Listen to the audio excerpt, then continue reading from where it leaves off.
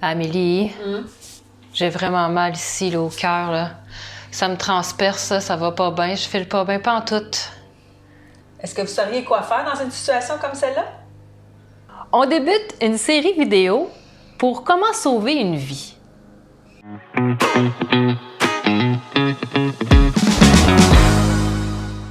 Je m'appelle Valérie et je suis formatrice en RCR et premiers soins depuis 5 ans.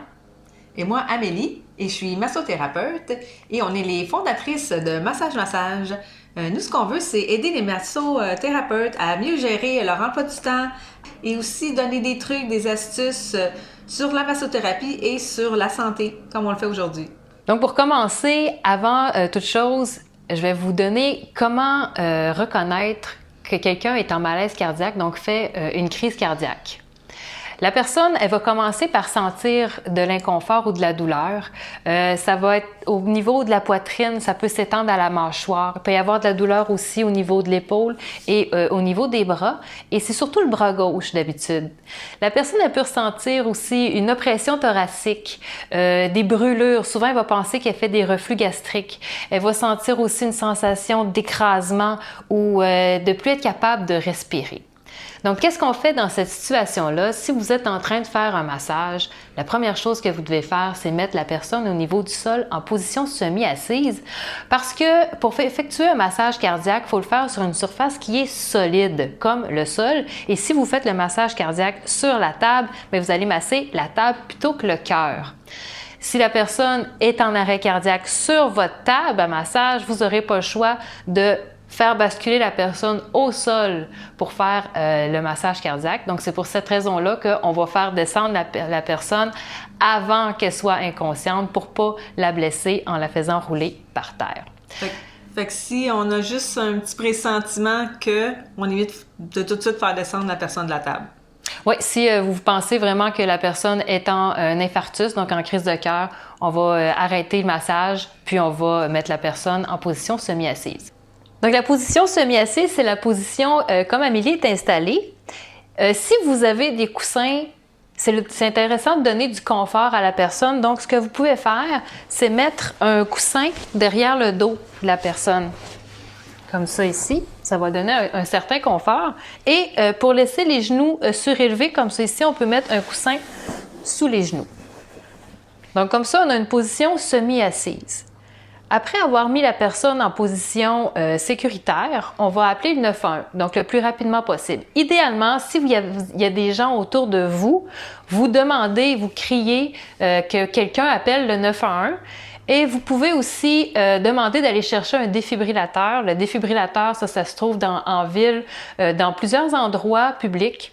Il y en a dans tous les gyms, dans tous les arénas. Donc, vous pouvez demander à quelqu'un s'il y a un aréna pas loin ou un gym d'aller chercher le défibrillateur pour pouvoir aider la personne en cas de besoin. Une fois que la personne est en position semi-assise et que le 911 est appelé, vous allez pouvoir demander à la personne si elle n'aura pas avec elle de la nitroglycérine. Donc ça, c'est un médicament que les médecins vont prescrire aux gens qui sont connus pour des maladies cardiaques. Et comment qu'on administre ça, ce médicament-là? Donc premièrement, c'est un médicament, donc on ne peut pas administrer le médicament à la personne, mais on peut l'aider. Donc, ce qu'on peut faire, c'est prendre la bouteille, l'ouvrir, la mettre dans la main de la personne, mettre son doigt dessus et on peut l'aider à appuyer. Donc, ça s'administre sous la langue de la personne et on peut en donner 3 fois en espaçant de 5 minutes. Donc, toujours écrire à quelle heure la personne a pris sa médication pour quand les ambulanciers arrivent, on peut remettre le papier et qu'ils sachent exactement qu'est-ce qui a été fait avant leur arrivée. Une fois que la médication a été donnée, bien là, on va être un support moral pour la personne. On va la supporter en disant que les ambulanciers arrivent, qu'on est là avec elle. Et si la personne tombe en arrêt cardiaque, c'est à ce moment-là qu'on va tirer sur les jambes pour la mettre sur le dos, sur le sol, et pour commencer à faire la réanimation cardio-respiratoire, donc le massage cardiaque que je vais vous montrer dans la prochaine vidéo. Alors Valérie, est-ce que tu peux nous faire un résumé de ce que tu viens de nous dire? Ben oui. Donc, quand on a une personne qui est en malaise cardiaque, ce qu'on fait, première chose, on la met en position semi-assise.